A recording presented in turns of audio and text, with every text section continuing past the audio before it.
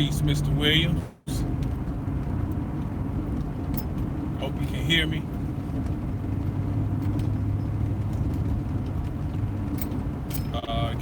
Give me a one if you don't mind. Anybody, if you can hear me, just to make sure. Right on. All right.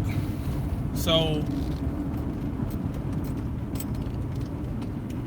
been a little while since I've been on, but I want to thank everybody for tuning in and tuning in to the late night live stream that we did I guess it was last weekend. And peace almighty, C. Ray. Peace to you.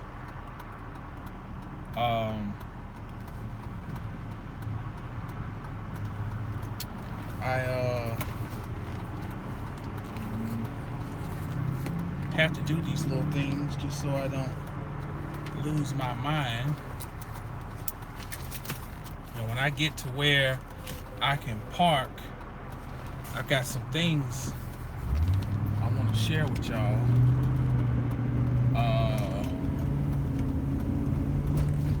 And then I got to get back home and finish working because I'm actually working from home today. Had to step out.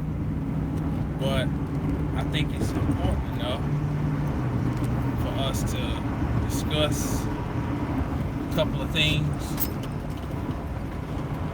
One being the time of year that we're in, or the month to be more exact, March. And we can debate about this calendar and the names of the months and all that being fake and untrue, whatever. But the bottom line is that this is the frequency that we adhere to, and we have agreed to, and that we abide by. So therefore, it is significant. So a lot of times, we got a lot of people who do like tarot readings, and you can get a general reading, and the general reading will deal with the basic energy for they might do them bi-monthly, or they might do once a month, and it's the basic energy of the month, and it's general, and you kind of take out of it what you want and what applies to you, so forth. Well, I was thinking, what about to add on to just a general frequency of the time period that we're in? What if I could do like a linguistic frequency reading for the month? A linguistic frequency reading for the month, starting with the month of March. I think this is the second day of the month. And what I mean by a linguistic frequency reading is we're just going to basically look at the name of the month to try to get an idea of the basic ethos of the month and of the energy that sits over. Now, a lot of this, y'all know, as far as astrologically, that we're in the time of Pisces, and then Pisces then moves into Aries, and how Aries, which will come in at the end of this month, the sign of Aries. Aries is associated with Mars, the ram, war. But we're going to look at linguistically, how can we tie this all in to what's and apply it to each one of us, individually, where you can take this back home and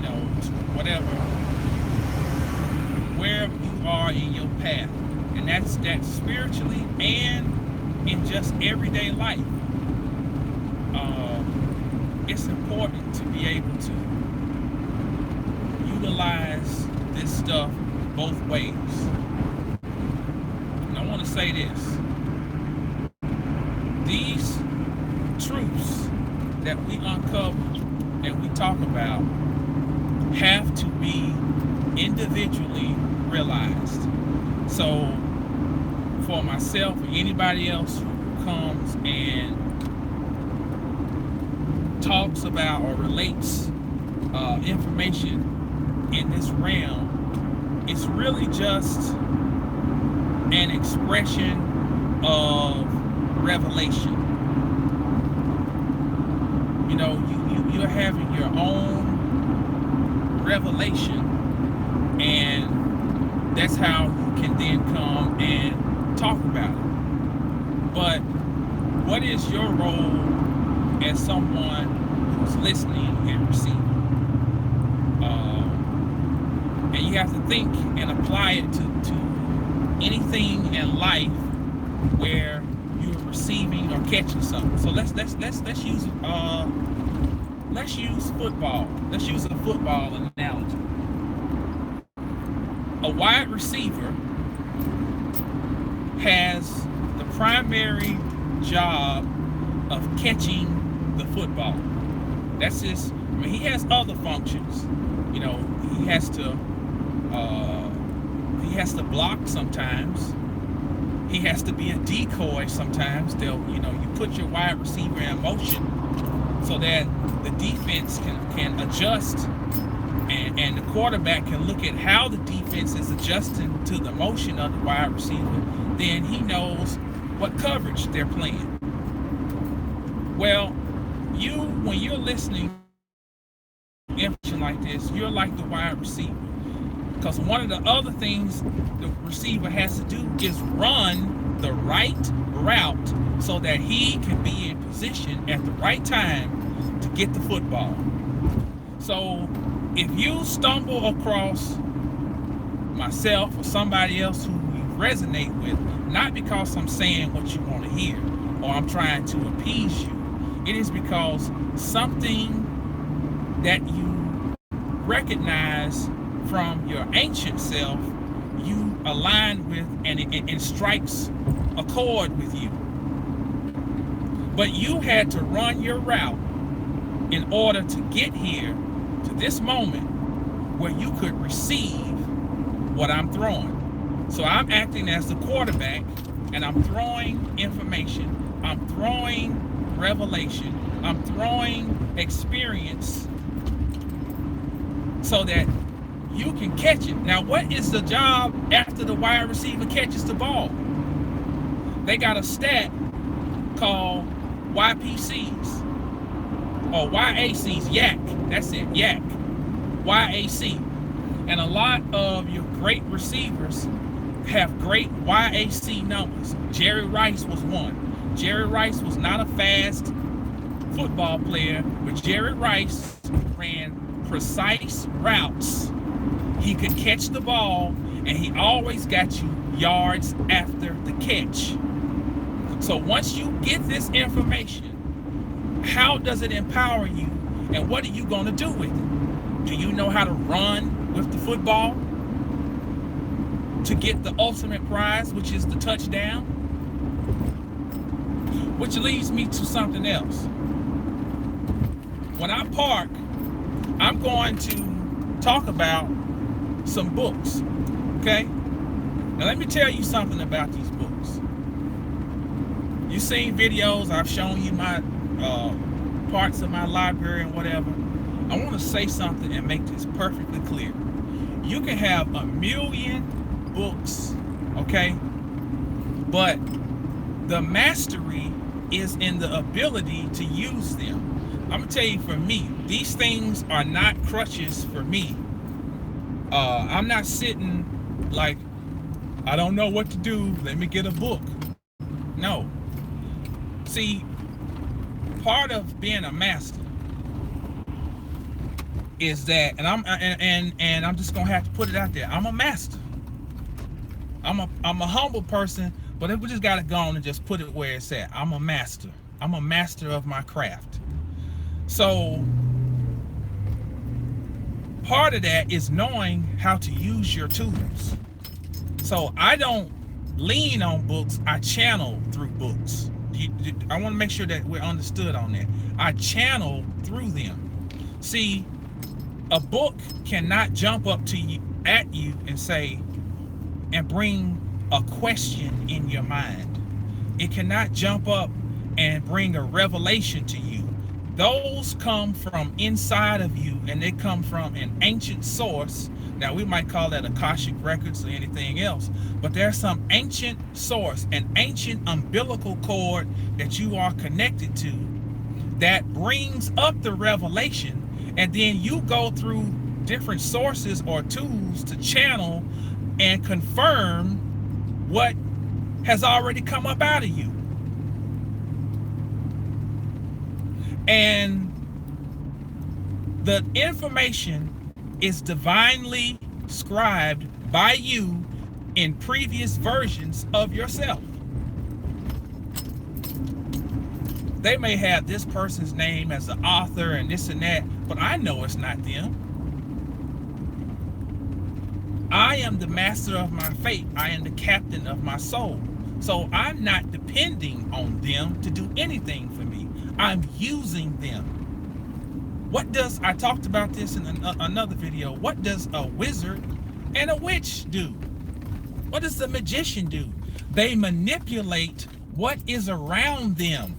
They use what is available.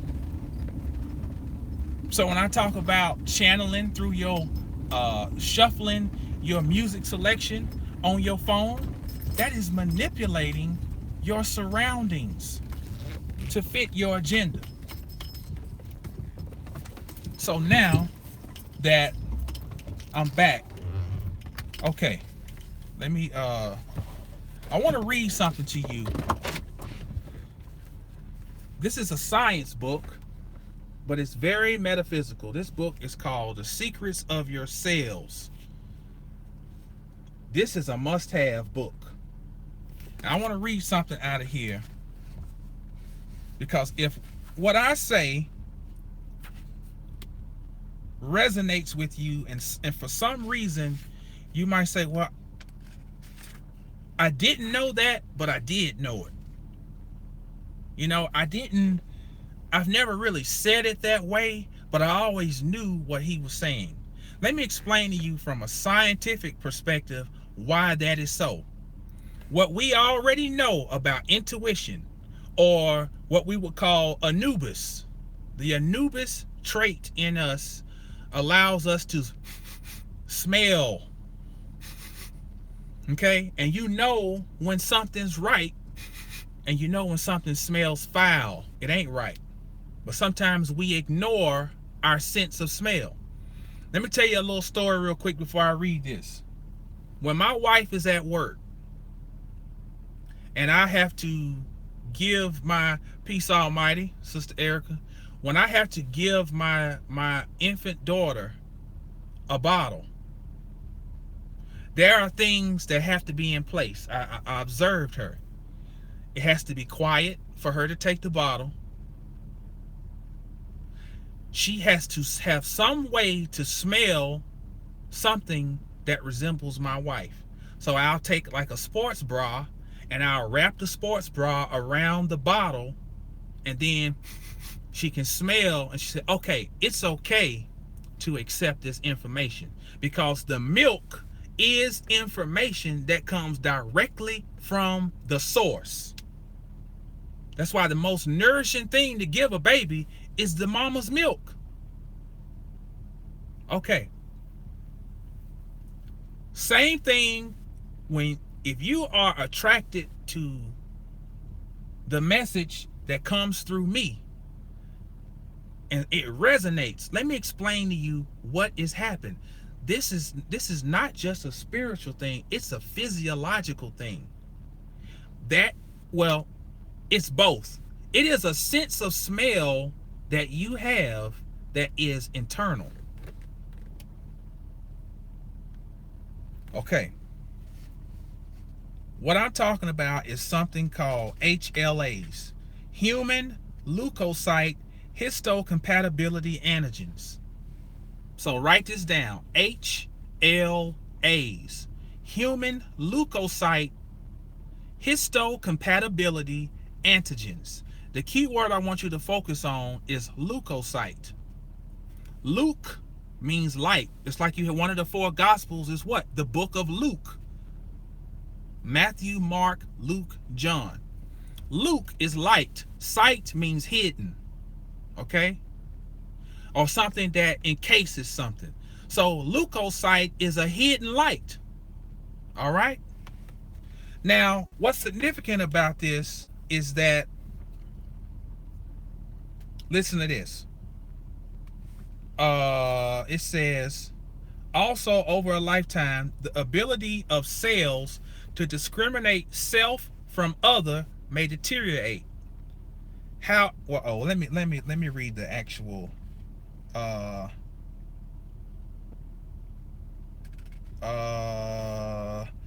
the ID markers are called. Wait a minute. I want to read the part where it gives you just a good explanation.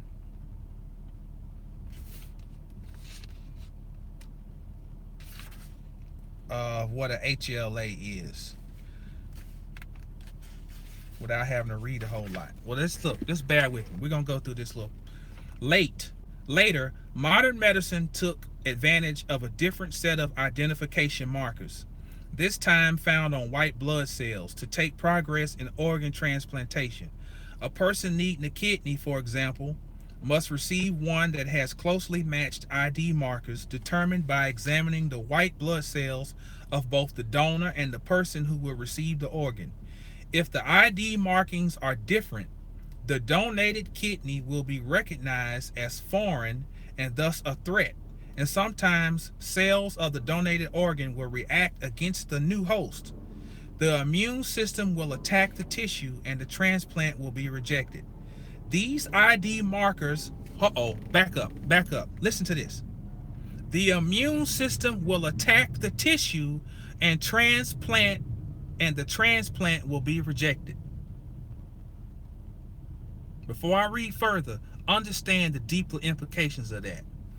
If it is not truth, if I do not hold firm to what I've been commissioned to do, which is tell the truth based on what I see, I smell, I know, then the person who is sincerely seeking truth will reject the transplant, because I am transplanting from me to you, or transferring. Anytime you see the word trans, it means across. It's traveling from me to you. If this is not truth, then your soul will reject it. I'm not talking about your conscious self, because the conscious you might not want to hear it, but your soul will not reject truth. All right? Now listen to this. There is an array of different antigen markers on a cell. Oh, wait. These ID markers are called human leukocyte histocompatibility antigens, or HLAs.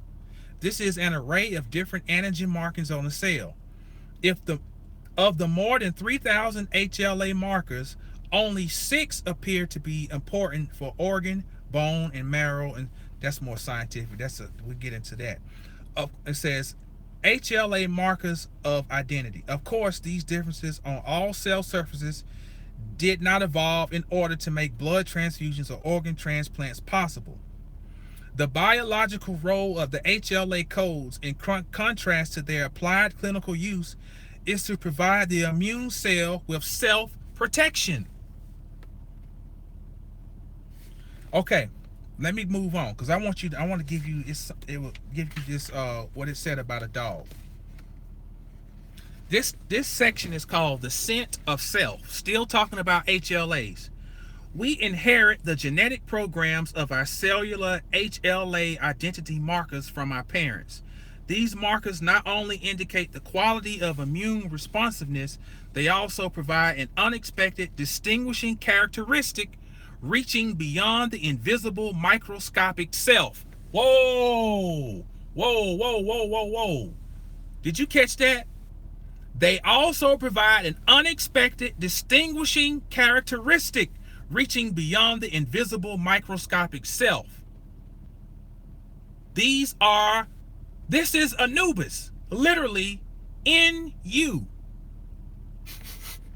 A sense of smelling, the dog. All right. Then listen to the analogy that the woman gives. Picture a bloodhound looking for a lost child based on the scent lurking on the child's blanket. The dog is actually detecting cell droppings that make up the child's unique smell. Our cells, HLA-ID markers, are shed into our sweat, urine, and saliva, producing a unique aroma. So powerful is this identifier that within the first 24 hours of life, newborn babies can distinguish their mothers from other women based on smell. I said when I give my daughter the bottle, I have to wrap my wife's sports bra around it for her to take it. Because that is literally God providing a GPS internally to find itself. Namaste, namaste, the God in me recognizes the God in you. All coming back to that Anubis trait, to smell.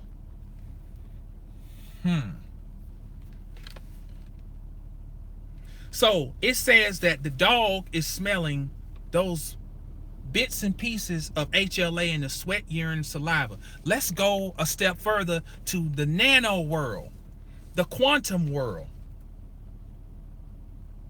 If it can be broken up into and be dispersed into saliva and sweat and urine and so forth, and we know that the more we analyze matter with high enough magnification that we keep finding that nothing is there, then the same markers that appear in the material world have to also be reflected in the world of spirit, which is the world of the unseen. So why do you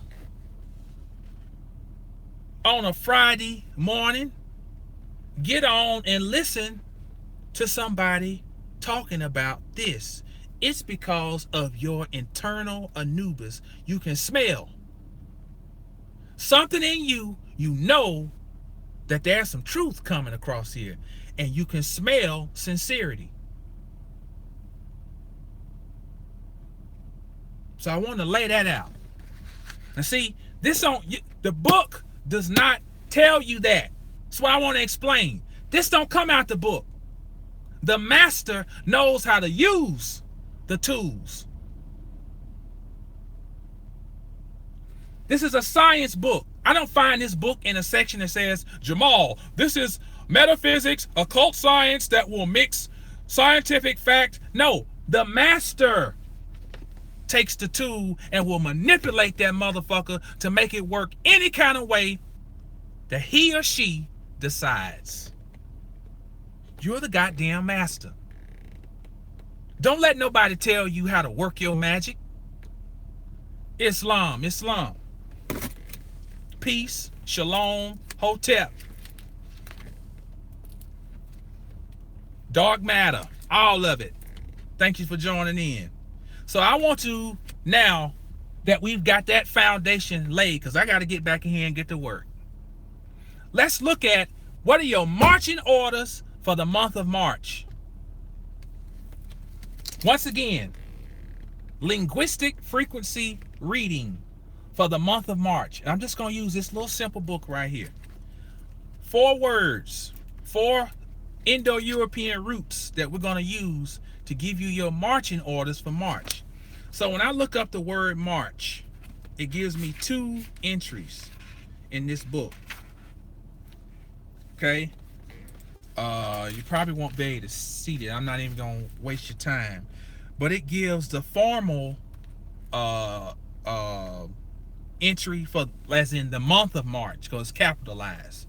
Then it gives the informal for March, as in the verb, march, movement. Okay? So let's deal with the month of March. First word we get is the root mavors. M-A-V-O-R-S. M-A-V-O-R-S. So since this is a video, if you can't get this now, just go back and watch it again. And Mavers aligns with Mavers aligns with the word Mars. Okay, so there's your connection, Mars. So we know Mars is dealing with war. All right, put your put a star by that. So we got let me write it down too. We've got Mavers is dealing with Mars, war. Okay. Once again, this stuff, you can't get this out the book. It's about how you use the book. Okay. Now, another one is the root ME and the Roman numeral 4. This is just his way of categorizing. Now we've got measure. Now I'm gonna put all this together for you. Now keep in mind that Mars is called the red planet, right? Keep that in mind. We're gonna come back to that. Okay, you got final root for the formal use of the word March.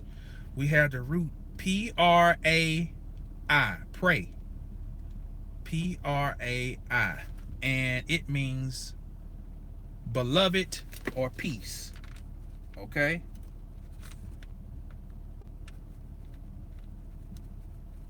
Now that takes care of the formal use of March. Okay, and I'm gonna show you when I put these together. I'm gonna show you how symbols. One of the most valuable things you can do is learn how to break down a symbol. Okay, it's a certain frame of mind you have to go into to where you see beyond what is just in front of you. Okay, so we deal with March, and we get two other.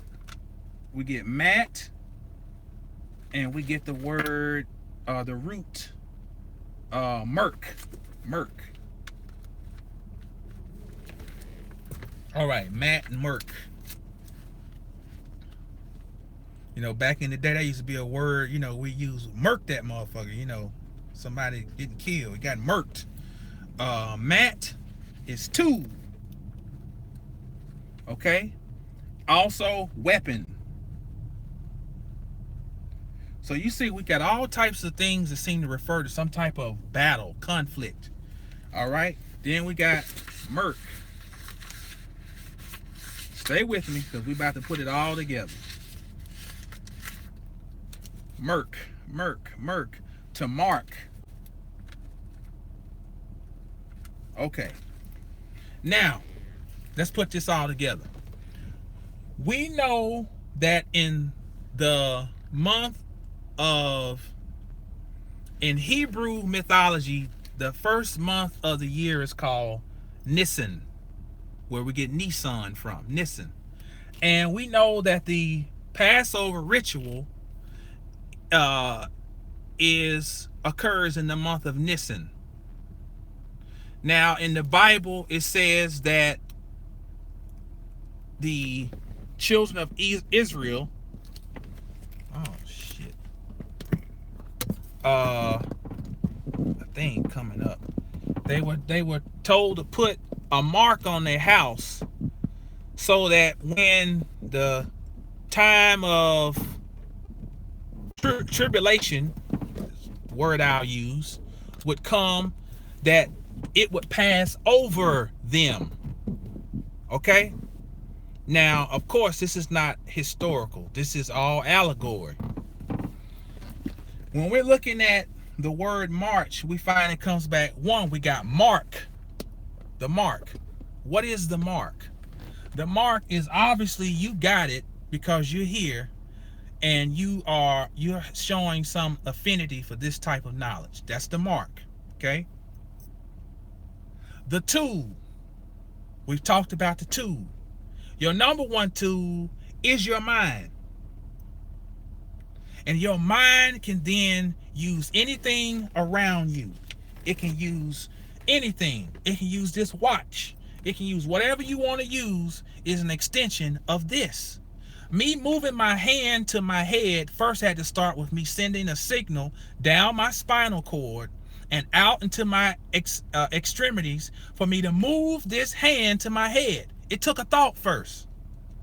So don't give me this bullshit about not using your brain and all that. You ain't doing nothing without this. So we've got the mark, we've got the tool. Then we started out, we said the association with Mars, war. Mars is the red planet, right? And then there's measure. What would measure and the red planet have in common? Blood. Blood, y'all. Blood. The measuring coincides with the menses. Menstruation is the measuring of time, because you'll know what time of the month it is based about that. The menses coincide with the rising of the tides of the ocean. You know when the tide rises, that's a tool to measure time. This month, the energy is war. But I want you to understand what the war is. The war is for you to fight for the what's the term I want to use? The control and the rejuvenation of your entire being. And I'm not just talking about on a spiritual level, I'm talking about even on a physical level. In your everyday activities. I want you to take the month of March and utilize the energy, and I want you to march. I want you to move. See, war is not necessarily talking about strife or somebody trying to come against me. War is talking about resistance, movement. For you to move, you're having to resist something. You're having to either resist gravity, you're having to resist the wind, because the wind may be blowing to the west, but you're walking in the east. So you're having to resist. Movement is resistance. So if you've been feeling stagnated, if you've been feeling beat down, if you've been feeling dejected, I want you to move. I want you to move whether you know where the fuck you going or not. I want you to move. And I want you to speak with clarity. How can I speak with clarity, Jamal? And you just said, even if I don't know where I'm going. Because if you understand where the finish line is at, you don't need to necessarily know what route you're going to take. You need to know where the damn finish line is. And then move. And your spirit is going to move you how you need to move to get there. And I'm not just talking about of course we're talking about on a spiritual level. We're talking about what's the ultimate goal. We know what's the ultimate goal. The ultimate goal is to walk through the doorway, but not just to walk through it, but to create the world to walk into. But meanwhile, we chose to have a human experience. And that means we're supposed to also utilize our powers within the human experience.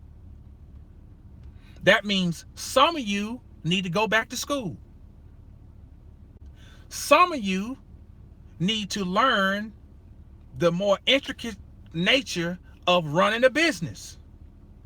Some of you need to hone in on your skills on your job for the moment or where you at so that you can progress to the next step. Some of you need to be more disciplined. Some of you need to stop being so rigid. You are the master. You're going to have to examine yourself and figure out what do you need to work on. But the bottom line is this. This is a time for movement. because the Passover is the sun is passing over the equator. And those who have the mark will not be damaged by the radiation, hint, hint, of the sun. But you're only being preserved because you have a mission. I want each and every one of you to know that you matter and you have a mission to carry out. Each cell in your body has its own intelligence. You'll get that out of this book. They're going to tell you how each cell in your body has its own intelligence. But do you know that when you isolate a cell into a petri dish, it dies? That's because it has a greater purpose. It has an individual intelligence, but its intelligence is part of a greater network. That's why you can smell when the truth is coming across, because it's coming from your own network. You can smell it. So you got your marching orders for the month of March. Move. Move. Don't be no procrastinator in the month of March. You see the days are starting to get longer.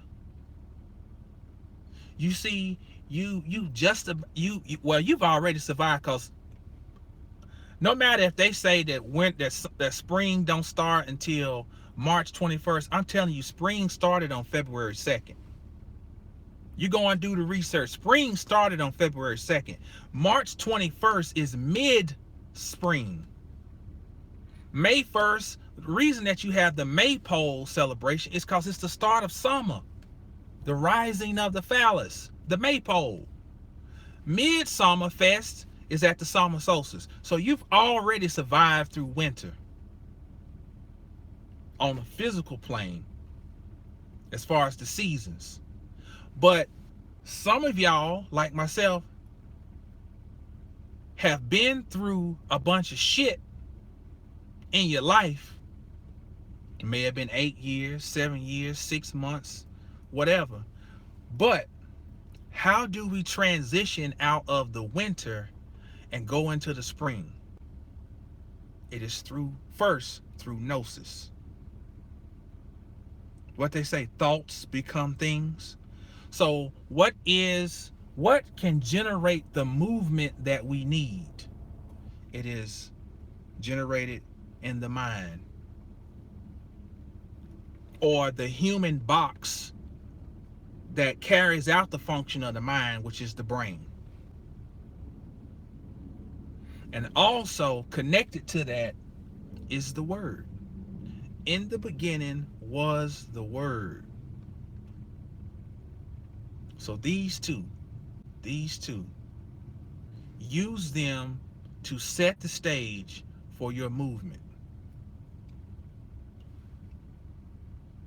Friday of next week, a week from today, 72 Wise Words of God lecture coming up. Stay tuned for the details. 72 Wise Words of God, using symbolism to find your own inner divinity. It's Brother Jamal. Subscribe, share, and all that good shit. Stay down until you get up.